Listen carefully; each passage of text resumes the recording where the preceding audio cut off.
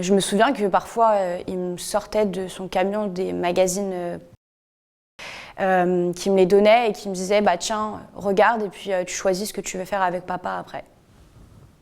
J'ai vécu l'inceste avec mon père de mes 6 à mes 8 ans. À mes 6 ans, je vivais avec ma mère puisque mes parents étaient séparés. Je voyais mon père un week-end sur 2 et la totalité des vacances scolaires. Il était chauffeur routier. Quand j'étais chez lui les week-ends, j'étais obligée d'être avec lui sur 2 jours dans le camion et donc de dormir le vendredi soir ou le samedi soir ou les deux avec lui dans son camion. Il y a une fois où on s'était arrêté dormir dans un hôtel. Il a commencé à me dire que il allait prendre ma main et qu'il allait du coup faire quelque chose, mais qu'il fallait pas que je m'inquiète, que c'était normal, que c'était des choses que les pères faisaient avec leurs filles et que il fallait vraiment pas que j'en parle parce que sinon j'allais aller en prison et que ma mère et lui-même allaient mourir. Et donc de là, il prend ma main et il la pose sur son sexe. Donc voilà, donc là ça a été la première nuit que le cauchemar a commencé. Tous les week-ends qui ont suivi durant 2 ans, c'était du coup la même chose. Les attouchements se transformaient en viol dès que je le voyais un week-end sur 2. Les week-ends où il travaillait pas, on était chez sa mère et même ces week-ends-là, il trouvait le moyen de faire ce qu'il voulait. Il y a une fois où il travaillait pas le week-end, on avait pris sa voiture pour aller chez des amis à lui. Il s'était garé dans une rue plus loin, un peu plus loin de chez ses amis, une rue plutôt calme avec pas trop de monde. Il trouvait même le moyen de satisfaire ses désirs, peu importe les circonstances. Les mois passent et c'est réellement de pire en pire.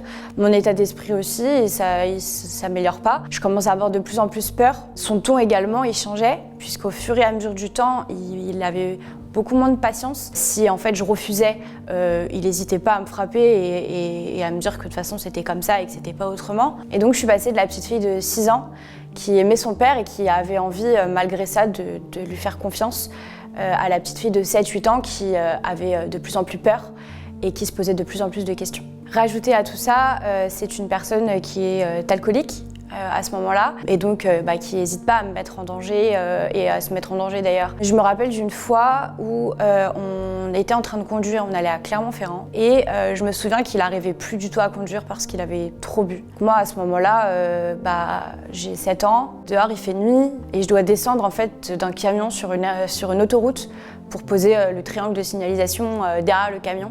En fait, c'était vraiment terrorisant et c'était en plus déjà des agissements qu'il avait qui faisaient qu'en fait, avec lui, il n'y avait pas un moment où je pouvais me sentir en sécurité. Et donc là, on arrive à 2 ans de cauchemar et j'ai grandi entre-temps. Et je me renfermais un petit peu sur moi-même, j'avais peur aussi. Malgré que ça devenait des pensées incessantes dans ma tête et que c'était de plus en plus dur, j'arrivais pas à en parler à ma mère. Pour moi, si je le disais à ma mère, c'était la perdre et c'était moi devenir l'enfant en prison, comme il disait. Du coup, l'année de mes 8 ans, j'étais au téléphone avec une amie de ma mère. J'ai placé dans la conversation que je ne disais pas tout à ma mère.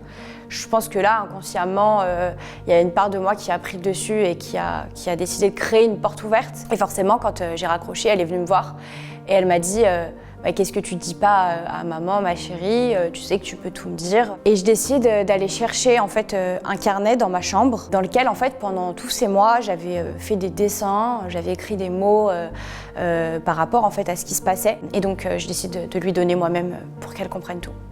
Et là, je vois ma mère qui s'effondre et qui se lève. Et elle m'a dit « habille-toi, on y va ». Et là, on se retrouve dans la voiture en direction du commissariat.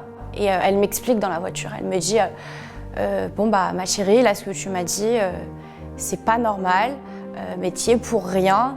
On va devoir en parler à des personnes qui sont spécialisées sur ce sujet-là. Il va falloir que tu leur parles et que tu leur dises tout. Et ces personnes-là, elles sont gentilles et elles vont t'aider. Moi, à ce moment-là, je panique, en fait. Je repense à tout ce qu'il m'a dit pendant 2 ans. Ça y est, en fait, ça allait être le début d'un deuxième cauchemar où j'allais juste envoyer ma mère en prison ou voire pire et moi de même.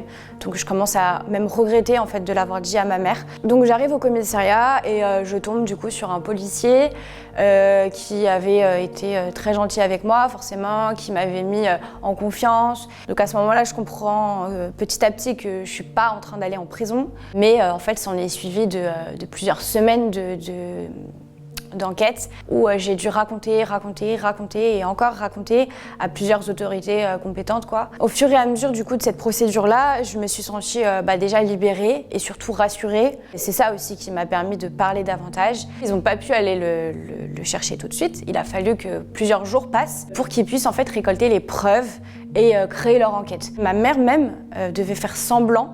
Les policiers lui avaient dit écoutez madame, pour l'instant on ne peut pas aller le chercher, on ne peut pas encore l'incriminer, on est obligé de récolter des preuves.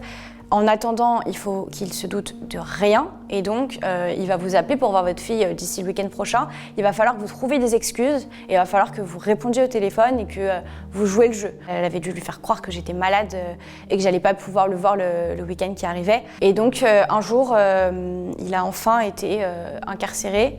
La police est donc allée le chercher chez lui le matin. Et donc du coup, c'est là qu'a commencé la procédure juridique avec lui dans l'histoire, puisque il y a eu du coup des confrontations qui ont dû être faites, dont une entre lui et moi-même. C'est là qu'il a commencé à avouer, mais bien évidemment il minimisait les choses et il disait pas tout. Et surtout en fait il se cachait derrière l'alcool, il justifiait ses actes par l'alcool. Il a commencé à pleurer, il a commencé à dire qu'il m'aimait et que j'étais sa fille, que c'était de l'amour d'un père envers sa fille et qu'il s'était pas contrôlé. Il était en train de se faire passer pour lui la victime, limite en fait. Donc là, une date de procès est définie. En attendant la date de ce procès qui avait lieu moins d'un an après tout ça, lui forcément est en prison puisque les preuves ont été réunies. Suite à ça, en fait, son avocat et l'avocat que j'avais avec ma mère se sont mis d'accord pour que en fait, cette affaire soit jugée en correctionnel. Pour ces peines-là, on est sur des peines maximum de 10 ans de prison. Du coup, on arrive au premier procès qui se passe ouvert au public. Donc c'était assez impressionnant. Il avait un peu plus reconnu les faits. Il se cachait toujours derrière l'alcool. Il continuait de pleurer et continuait de dire qu'il était désolé et qu'il aimait sa fille. Il y avait sa famille aussi. Sa famille qui n'ont pas du tout pris mon parti. Donc en fait, ce jour-là, j'ai perdu mon père, du coup. Et j'ai perdu également une famille. Du coup, le premier procès se termine et il prend 7 ans de prison ferme. Je comprends que 7 ans, c'est pas toute la vie.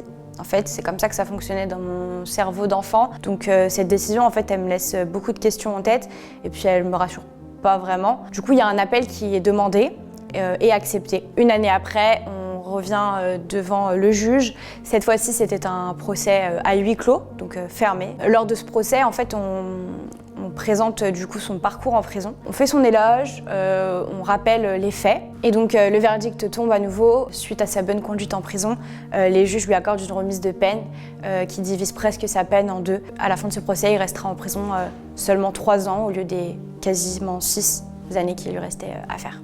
C'était l'année de mes 10 ans et donc j'avais encore plus de haine. À ce moment-là, je me souviens que j'ai demandé à ma mère de changer de nom de famille. Je voulais plus porter son nom de famille, je voulais avoir celui de ma mère. On avait fait la demande qu'il soit déchu de ses droits paternels, donc il n'a plus de droits sur moi. Ils lui ont également donné une interdiction de m'approcher jusqu'à mes 18 ans. J'ai dû me construire en fait avec ça. Je me sentais sale. Les premières années après ça, je me rappelle que j'avais envie et j'avais besoin de me laver plusieurs fois par jour.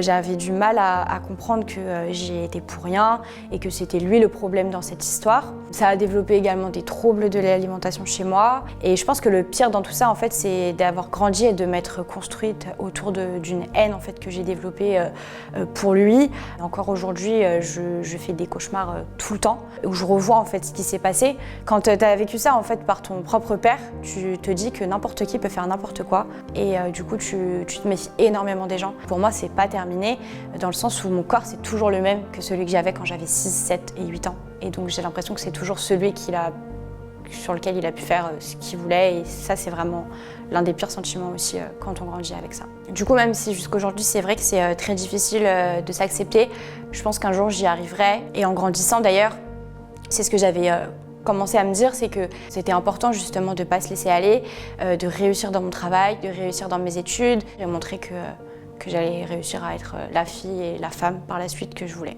Mon conseil aujourd'hui pour toutes les personnes qui pourraient regarder cette vidéo et se sentir concernées, c'est vraiment d'essayer d'en parler, vraiment d'essayer de lever les tabous dessus et de pas penser qu'on n'a pas le droit d'en parler et que c'est un secret, comme j'ai pu le faire pendant longtemps, mais au contraire, d'arriver à avoir ce courage en fait, d'en parler, de se confier quand ça va pas, pour vraiment arriver derrière à être encore plus fort et même pouvoir peut-être aider nous-mêmes en fait, les autres qui en auraient besoin par la suite.